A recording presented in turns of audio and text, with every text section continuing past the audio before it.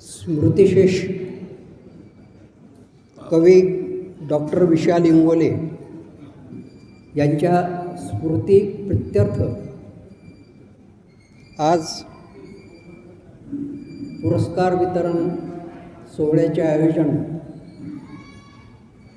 लोकजागर परिवार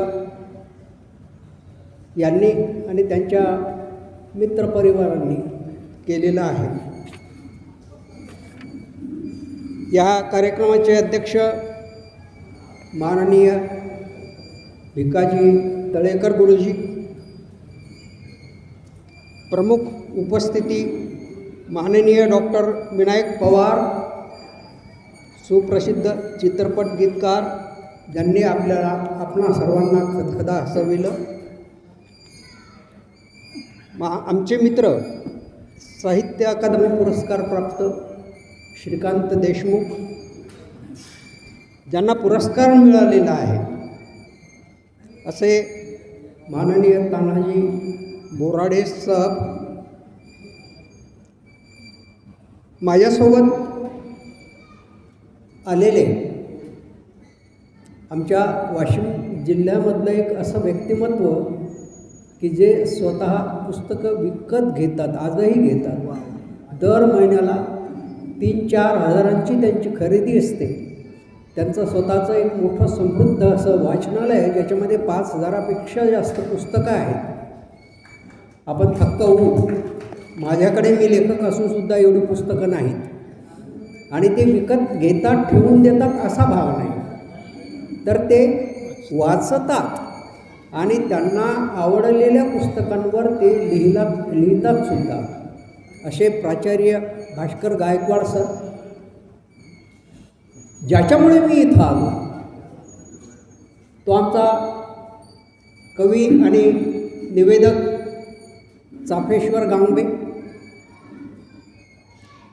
विशाल इंगोले सरांचे कुटुंबीय, स्नेही, आप्तमित्र आणि आपण सर्व त्यांच्यावर प्रेम करणारी मंडळी. मित्रांनो, मी कशावर बोलावं हा प्रश्न मला पडलेला आहे. याच्या आधी 4 मनोगतं आपण ऐकलीत. माझ्या असं लक्षात आलं की आपण सर्वांनी, अर्थात हेही ध्यानात आलं की आपण त्या वक्त्यासाठीच इथे आलेला आहात. आपल्या प्रतिसादावरून लक्षात आलं. मग आपण काय बोलायचं, मी काय बोलायचं? अर्थात मी विनायकचं नाव घ्या ना, त्यांना वाईट वाटेल. मी त्यांचं मनोगत ऐकत असताना मी त्यात कुठे विशालचं नाव येते का, कुठे तानाजीचं नाव येते का,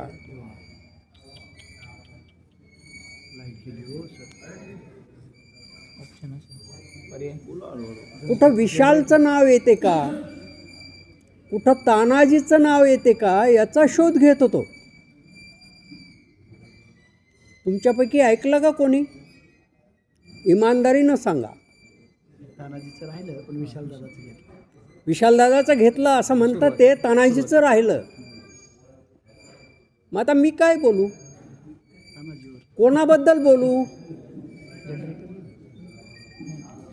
विशालबद्दल बोलू, तानाजीबद्दल बोलू, का बाबाराव मुसळेबद्दल बोलू? मित्रांनो, असो, अर्थात ही आपली आवड होती आणि त्याला आपण प्रचंड असा प्रतिसाद दिला. मला इथं बोलावलं, बोलण्याची संधी मिळत आहे म्हणून मी थोडंसं बोलतो. पहिल्यांदा बोलतो ते विशाल आणि तानाजी यांच्याबद्दल. तानाजीनं मगा उल्लेख केला की आम्ही दोघंही एकाच प्रकाशनाचे कवी आहोत. काव्याग्रह प्रकाशन वाशिम एक त्या दोघांमधलं साम्य आहे. आणखी एक साम्य त्या दोघांमध्ये असं आहे की या दोघांच्याही कविता संग्रहांचे हिंदी अनुवाद झालेले आहेत. अलीकडेच तानाजीच्या काव्यसंग्रहाचा हिंदी अनुवाद झाला आणि तो दिल्लीला संग्रह प्रकाशित झाला. आणखी एक वैशिष्ट्य आपल्याला असं सांगता येईल की दोघंही अशा भागातून आलेली आहेत, अशा मातीतून आलेली आहेत की ज्या मातीचं भोगलेपण, ज्या मातीचं दुःख हे त्यांच्या हृदयात ठसठसून भरलेलं आहे. ते इतकं भरलेलं आहे की जर ते त्यांना शब्दातून व्यक्त करता आलं नाही तर त्यांची त्वचा फाटेल आणि त्यातून थेंब बाहेर पडतील ते शब्दाच्या रूपानं. मला विशाल आणि त्यांचा माझा संबंध कसा आला ते सांगायचं. नंतर मी तानाजीबद्दल सुद्धा बोलणार आहे. पण त्याआधी एक गोष्ट मला सांगायची आहे की या दोघांना ज्या काव्याग्रहाने नाममुद्रा दिलेली आहे ते काव्याग्रह प्रकाशन सुरू करणारे विष्णू जोशी कोणत्या परिस्थितीतून काव्याग्रह मासिक चालवत होते आणि कोणत्या परिस्थितीतून काव्याग्रह प्रकाशन सुरू करत होते त्याच्या वेदना मी जवळून पाहिलेल्या आहेत, अनुभवलेल्या आहेत. विष्णू जोशीच्या आयुष्याचे 2 भाग करावे लागतील. एक काव्याग्रह पूर्व आणि एक काव्याग्रहोत्तर. काव्याग्रह पूर्व हा भाग त्याचा आमच्यासारख्या त्याच्या जवळच्या फक्त काही मित्रांनाच माहिती आहे. बाहेर तुमच्यासारख्यांना फक्त काव्याग्रह आणि काव्याग्रह प्रकाशन एवढंच एक माहिती आहे. हा किरकोळ देहयष्टीचा, मी तानाजीला मग म्हटलं पाहिल्या की अरे अशा काडीमुडी जीवात एवढं अवडंबर, म्हणजे अवडंबर शब्द नाही वापरताना, पण कवितेचं एवढं मोठं प्रगल्भ असं वास्तव्य बाबा तू कसं सांभाळून ठेवतोस. त्याहीपेक्षा यांच्यापेक्षा सुद्धा विष्णू किडकिडीत आहे. श्रीकांतनी त्यांना पाहिलेला आहे, अत्यंत किडकिडीत असा आमचा हा विष्णू आहे. पण किडकिडीत असणे आणि सुदृढ असणे यापेक्षा त्याचं मन कसं आहे हे आपल्याला लक्षात घ्यावं लागेल. मला आठवते मी पारडी टकमोरला जेव्हा राहत होतो त्या खोलीवर श्रीकांत आणि त्यांचे मित्र, एवढंच नाही तर सदानंद आणि त्यांचे मित्रसुद्धा येऊन गेलेले आहेत. त्या खोलीवर हा विष्णू यायचा दर रविवारी सायकल घेऊन वाशिमवरून. दर रविवारी सायकल घेऊन वाशिम ते पारडी टकमोर हे 15-16 किलोमीटरचं अंतर. कशासाठी यायचा? माझ्याशी बोलायला यायचा. माझ्याकडची जी पुस्तकं आहेत, माझ्याकडची जी मासिकं आहेत ती न्यायला यायचा. विष्णू आणि मी अनेक वेळा आम्ही एकमेकाशी अशा पद्धतीचा संवाद करत होतो आणि त्याला म्हणत होतो की तू जी कविता लिहितोस ना विष्णू, ती फार म्हणजे आशयपूर्ण तर आहेच, पण अत्यंत लक्षणीय अशी आहे. तू लिहित राहा. आणि तो लिहितही होता. पण त्याच्या ज्या सहवेदना होत्या, ज्या कवितेच्या संदर्भात होत्या, त्या त्याला स्वतःपुरत्या न ठेवता आपण काहीतरी आणखी वेगळं केलं पाहिजे. केवळ आपल्याच कविता नाही तर इतरांच्या कवितांना सुद्धा आपण लोकांच्या समोर मांडलं पाहिजे, अशी काही एक तळमळ त्याच्यामध्ये होती. आणि मग त्यातून काव्याग्रहाचा जन्म झाला. सुरुवातीचा अंक मला आठवतो. महाराष्ट्रातल्या अनेक नामवंत कवींना त्यानं त्या अंकासाठी आमंत्रित केलेलं होतं. काहींनी कविता पाठवल्या, काहींनी दुर्लक्षित केल्या की कोण हा विष्णू जोशी. आणि हा काय कविता आमच्या छापणार. पण पुढे विष्णूनं आपली नाममुद्रा काव्याग्रहाच्या माध्यमातून अशी उमटवली की आज त्याच्याकडे अनेक मातब्बर कवी आपल्या कविता पाठवतात, ते यासाठी की विष्णूने त्या प्रकाशित कराव्या. पण विष्णू कोणाच्या कविता प्रकाशित करतो? तानाजी सारख्यांच्या, गजानन फुशेसारख्यांच्या, जी गावाकडून आलेली ही तरुण पोरं आहेत, ज्यांच्या मनामध्ये काहीतरी खतखतते आहे, काहीतरी स्फोटक असं काही शिजत आहे, अशा या पोरांच्या कविता विष्णू छापतो. पण तेवढंसंही त्याला पुरेसं वाटलं नाही. त्याला हुक्की आली ललित पुस्तकांचं दुकान काढण्याची. त्या दुकानाचं उद्घाटन मीच केलं होतं. पण आमच्या वाशिममध्ये वाचक असा फार मोठ्या संख्येनं उपलब्ध नाही आणि लवकरच त्याला ते गुंडाळावं लागलं. त्याची अस्वस्थता आणखी वाढत गेली. पुस्तकाशी त्याचं नातं वेगळ्या अर्थानं पुढे निर्माण झालं, ते म्हणजे काव्याग्रह प्रकाशन या नावाने. काव्याग्रह प्रकाशन हे काव्याग्रह या मासिकामुळे अधिक लोकांच्या जवळ पोचलं. लोकांच्या लक्षात आले की हा विष्णू आहे ना, हा काहीतरी वेगळं करणार. आणि मग त्याच्या काव्याग्रहामार्फत आत्तापर्यंत मला वाटते 25-26 कविता संग्रह प्रकाशित झालेले आहेत. नारायण कुलकर्णी कवठेकर हे नाव उच्चारायला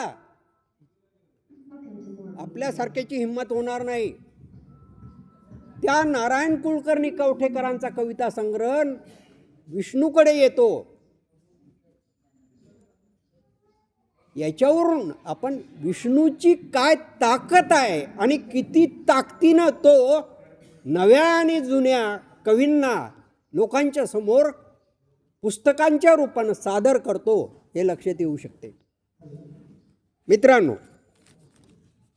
मला विशालबद्दल त्या काळापासूनच कुतूहल होतं.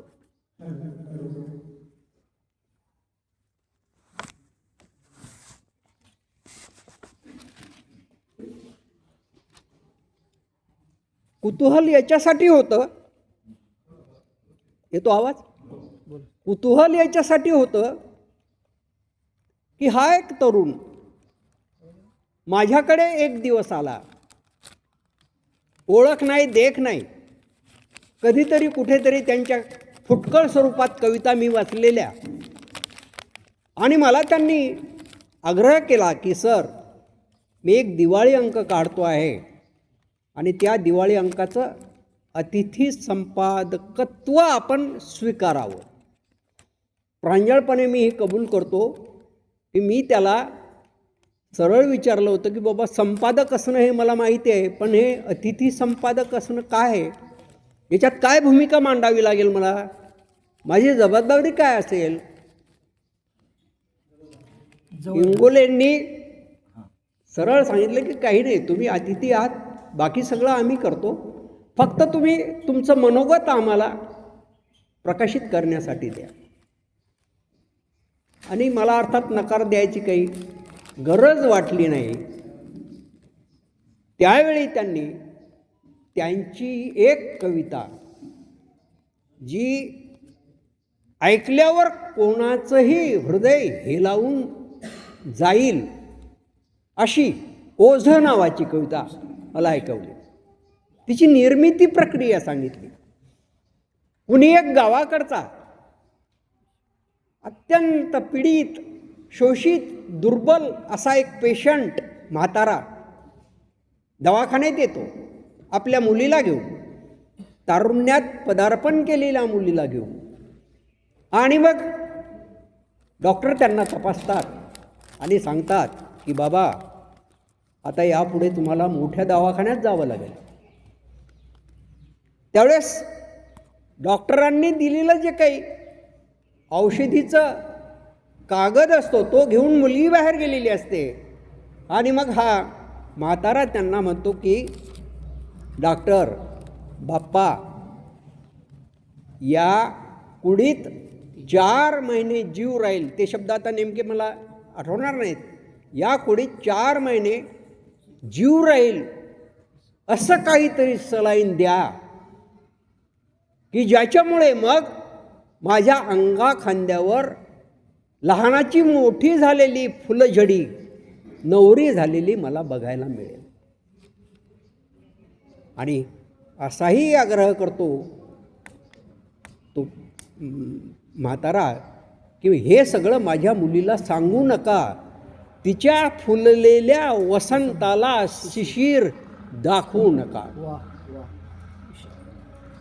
काय कविता आहे. मी थक्क झालो. मी म्हटलं की तुम्ही भाग्यवान आहात, आमच्यापेक्षा भाग्यवान आहात. ते यासाठी की लोक आपली दुःखाची भरजरीत गाठोडी घेऊन तुमच्या पाशी येतात, डॉक्टर म्हणून तुमच्याशी संवाद साधतात आणि तुम्हाला ते मुक्तपणे त्यांच्या व्यथा ऐकवतात. डॉक्टर, तुम्ही अशा पेशंट लोकांचीच दुःख आपल्या कवितेतून मांडत जा. तुम्हाला जनतेच्या किंवा वाचकांच्या मान्यतेची गरज पडणार नाही. आणि हा लेखक तसाच, हा कवी तसाच लिहित राहिला, तसाच लिहित राहिला, अगदी त्याच पद्धतीनं लिहित राहिला. एवढंच नाही तर सध्याचे मला श्रीकांतनी म्हटलं की कवीनं व्यवस्थेच्या विरोधात उभं राहिलं पाहिजे, झगडलं पाहिजे.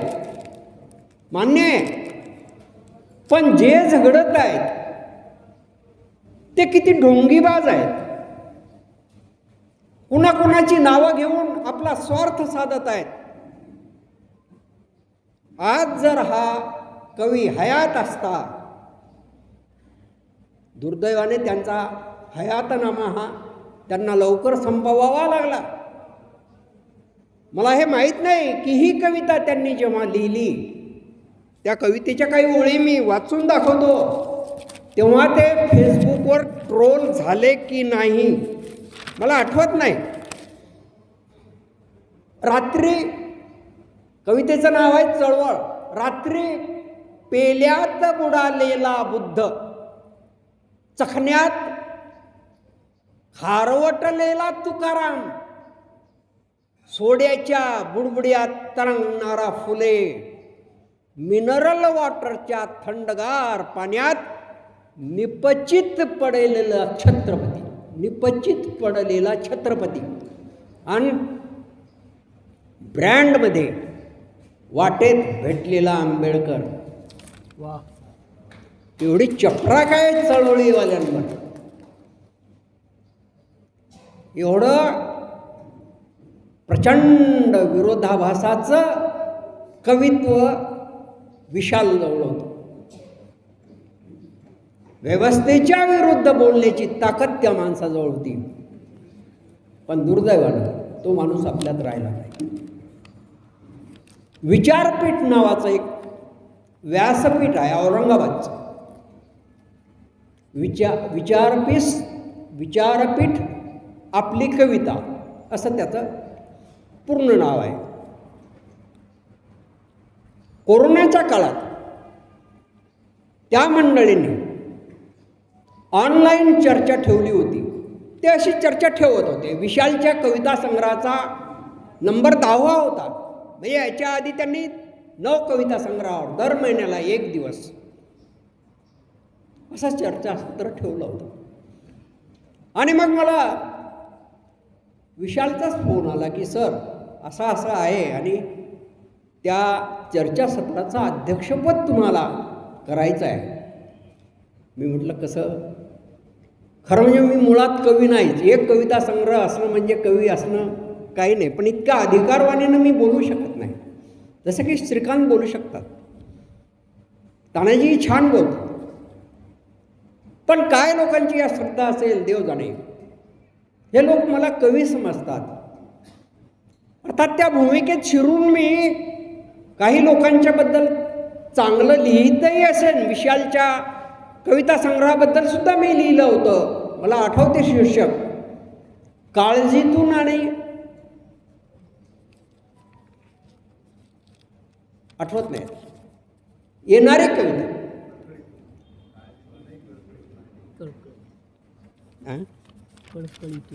नाही, कळकळी नाही, वेगळा शब्द होता तो.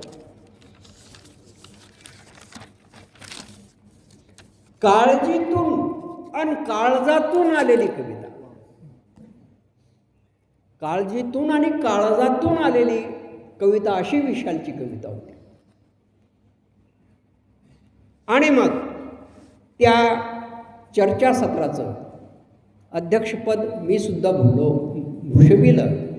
त्यावेळेस ज्येष्ठ समीक्षक फुला बागुल सर यांनी त्या कविता संग्रहावर विवेचन केलं होतं. अनेक वेळा विशाल वाशिमला यायचे, त्यांच्या काही कामानिमित्त यायचे, पण मला भेटायलाच यायचे. विना भेटलेचे कधी ते आले नाहीत.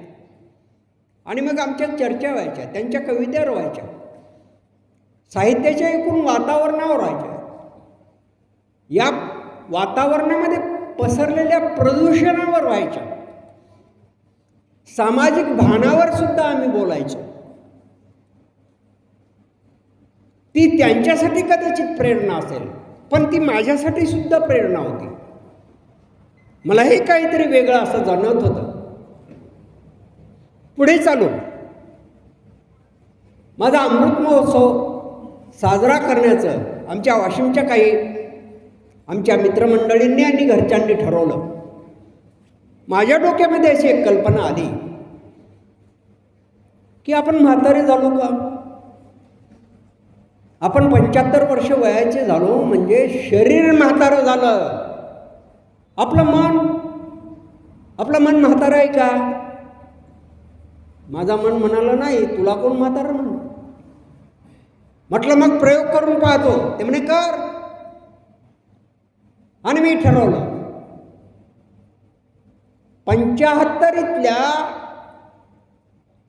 75 अशा प्रेमाच्या अभंगांची रचना करायची. प्रेमाचे अभंग तुकारामांनी लिहिले ते अभंग वेगळे. मला वाटते मी त्यांच्या त्या माध्यमाचा वापर प्रेमासाठी केला. थोडासा गुन्हाच केला, पण तरी केला. आणि पुढे त्याचा कविता संग्रह प्रकाशित करायचं ठरलं आणि तो माझ्या अमृत महोत्सवाच्या दिवशी करायचं ठरलं. मुखपृष्ठासाठी मी विशाल यांना फोन केला. मला माहिती होतं की यांना चांगलं चित्र काढता येते. त्यांनी नाही म्हटलं नाही. मी त्यांना एक थीम पाठवली आणि त्यांनी काही दिवसातच मला चित्र पाठवलं. त्यात पुन्हा मी दुरुस्ती सांगितली, तीही त्यांनी पाठवली. पुस्तक प्रकाशित झालं.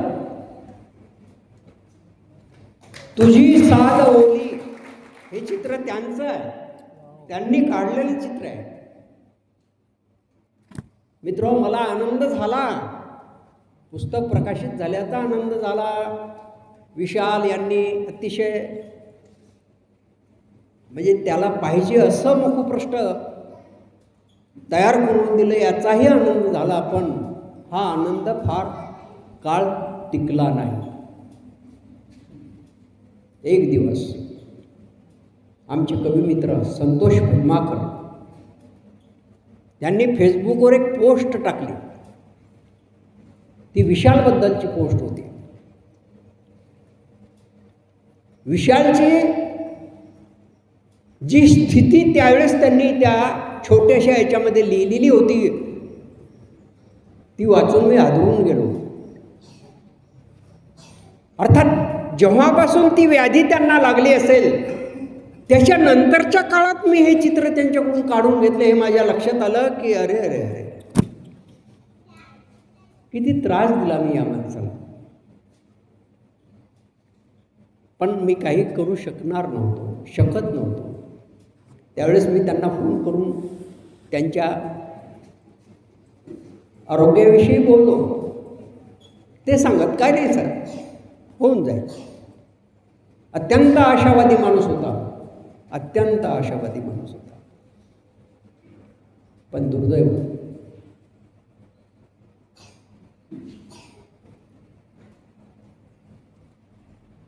आज त्यांची कविता आपल्याजवळ आहे, हे तरी आपलं भाग्य. एक कविता संग्रह का होईना, खूप महत्त्वाचा आहे तो आणि पुरेसा आहे. गडकऱ्यांचं नाव नाटकांच्या संदर्भात अग्रस्थानी घ्यावं लागते. किती नाटकं आहेत गडकऱ्यांची? 4.5 नाटकं, फक्त 4.5 नाटकं. मग आम्ही बोलताना श्रीकांत म्हणालेही, अर्थात ज्यांनी असं विधान केलं त्यांचं नाव मी मदत घेत नाही, की अमुक अमुक जण असे म्हणाले होते उद्धव शेळकेंच्या संदर्भात, की धग लिहिल्यानंतर उद्धव शेळके गेले असते तरी चाललं असतं. एकच कलाकृती, माझ्याबद्दल तेच आहे. माझी एकच कलाकृती लोकांना माहीत आहे, आल्या दुधे. याच्यानंतर बाकीच्या कलाकृतींना काहीही अर्थ नाही. म्हणून विशाल हा शरीरानं आपल्यातून गेलेला आहे, भावनेच्या दृष्टीनं तो आपल्या मनावर विराजमान आहे. आणि त्यात ह्या मंडळींनी आणखी एक सोन्याहून पिवळं असं काम केलेलं आहे, ते म्हणजे त्यांच्या नावानं चालू केलेला हा पुरस्कार. मी तानाजींना हे म्हणेल की पुरस्कार किती रकमेचा आहे हे महत्त्वाचं नाही, पुरस्कार कोण देतो आहे हे महत्त्वाचं आहे.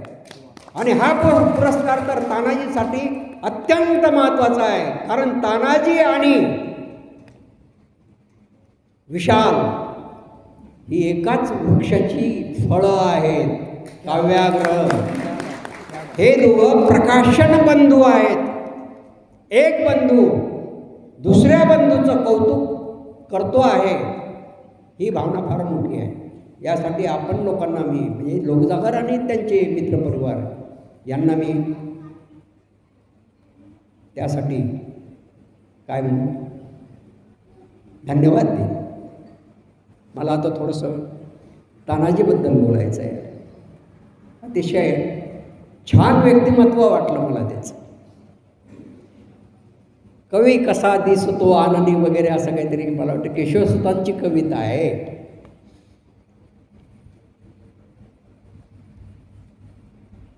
दिसणं महत्त्वाचं नाही, लेखक असणं महत्त्वाचं नाही. मी आज लेखक आहे हे दाखवण्याचा मी प्रयत्न केला. एक काळ असा होता, श्रीकांत तुम्हाला आठवत असेल कदाचित तुमच्या आधीचा, आमचा एक काळ. नेहरू खाली पैजामा आणि गळ्यात शबनम,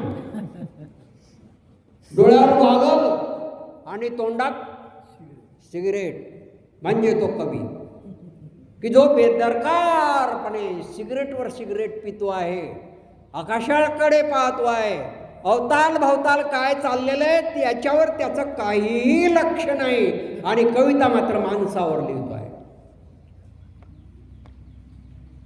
विशाल असो, तानाजी असो, मी असो, श्रीकांत असो, आम्ही अशा मातीतून उगवलेलो आहोत की जी माती खडकाळ आहे. तिला पाहिजे तेव्हा पाहिजे तसं ऊन, पाहिजे तसं पाणी किंवा पाहिजे तसं वातावरण मिळालेलं नाही, तरी पण आपण वाढलो, आम्ही टिकलो. हे सुद्धा वाढणार आहेत आणि टिकणार आहेत. तानाजीची कविता जेव्हा मी पहिल्यांदा वाचली, अर्थात विष्णू जोशींनी मला तो कविता संग्रह दिला आणि वाचली, तेव्हा पुन्हा मी प्रचंड अस्वस्थ झालो की अरे वा, याला म्हणतात कविता. त्याच्या गावाच्या माणसांचा चेहरा त्याच्या कवितेमध्ये उगवलेला होता. त्याच काळामध्ये आमच्या वाशिम तालुक्यातला एक कवी असाच उदयाला आला, गजानन फुसे. हे सगळे काव्यग्रहाची शोध मोहीम आहे. अनेक नव्या नव्या मुलांना त्यांनी समोर आणलेलं आहे. तानाजींना मी म्हटलं, मला आठवते आजही ते वाक्य तानाजी, की तुमचं गाव भलेही भीमाशंकर डोंगराच्या पायथ्याशी असेल, आमच्या वाशिमवरून ते शेकडो मैल असेल, पण तुमच्या कवितेतल्या माणसांच्या व्यथा वेदना आणि आमच्या मातीतल्या माणसांच्या व्यथा वेदना ह्या वेगळ्या नाहीत. माणसं तीच आहेत, माती तीच आहेत, प्रश्न तेच आहेत, गुंता तोच आहे. काय लिहितो हा माणूस? माझ्या बापानं नांगराऐवजी माझ्या हातात पाटी पुस्तक दिलं आणि म्हणाला, उगवतीच्या दिशेनं जा.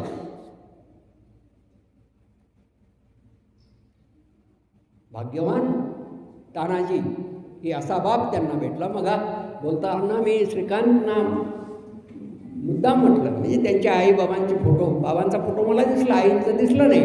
मी त्यांना नमस्कार केला आणि म्हटलं, श्रीकांत तुम्ही बाबांच्यावर विदर्भ साहित्य संघाच्या त्या मुखपत्रामध्ये 8 ते 10 पेजेसचा लेख लिहिलं. एवढं मोठं तुम्ही कसं लिहू शकता हो बापाबद्दल? बापाबद्दल माझ्या आयुष्यात मी फक्त 1.5 कविता लिहिली, 1.5 कविता. आणि हे सहज आहे. कुठे कोणाच्या संदर्भात करते? तुमच्या आमच्या सगळ्यांच्या संदर्भात करते. आपण मायशी जितके कनेक्ट असतो तितके बापाशी नसतो. बाप हा घरात दहशतवादी वाटतो. भलाही तो नारळासारखा असतो, फणसासारखा असतो, तरी पण आपण त्याला ओळखू शकत नाही. आणि म्हणून मला तानाजीचं सुद्धा कौतुक आहे. तानाजी आपल्या कवितेबद्दल म्हणतो की माझी कविता साधीसुधी नाही. माझ्या बापाने नांगरलेल्या तासा इतकी माझी कविता सरळ नाही. साधे शब्द आहेत, साधे शब्द आहेत. फार आटापिटा करायची गरज नसते. शब्दांनो मागुते या. पुढे फक्त कवीनं आपली भावना व्यक्त करण्याचं काम करावं. शब्द आपोआप येतात. कुठं राहिला भीमाशंकर? तेही आदिवासीचा भाग. तिकडे किल्लारी नावाचं गाव आहे. त्यावेळेस मी आठवण काढली होती की त्या किल्लारीपासून तुमचं गाव किती दूर आहे? हो, माळीन. हो, माळी. किल्लारीला भूकंप. माळीनगाव जे गाव एका रात्रीत एका जवळच्याच पहाडाखाली, माळाखाली पूर्णपणे गाडलं गेलं होतं. अशा विपरीत अवस्थेत राहणारी ही मुलं, आपलं सत्व तेजस्वी आहे. शब्दातून प्रखरपणे आपण ते मांडू शकतो. व्यवस्थेच्याही विरोधात बोलू शकतो. श्रीकांत त्या बाबतीत आग्रही आहेत, मीही आग्रही आहे. पण श्रीकांत जेवढं जोरकसपणे बोलतात तेवढं मला बोलता येत नाही. मी बोलतो. माझ्या कथेतून, कवितेतून, कादंबरीतून सुद्धा मी मांडतो.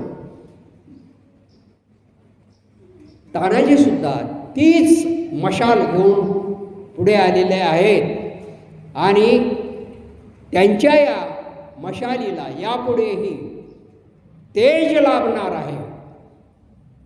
ती आता तिची ज्योत किंवा तिचा जो उडालेला भडका आहे तो काही कमी होणार नाही. तो असाच धगधगत राहणार आहे. एवढ्याच मी तानाजीला शुभेच्छा देतो. आणि आपण खरोखर शांतपणे ऐकून घेतलं. मला धाक वाटत होता की ह्या लोकांना विनोद आवडतो.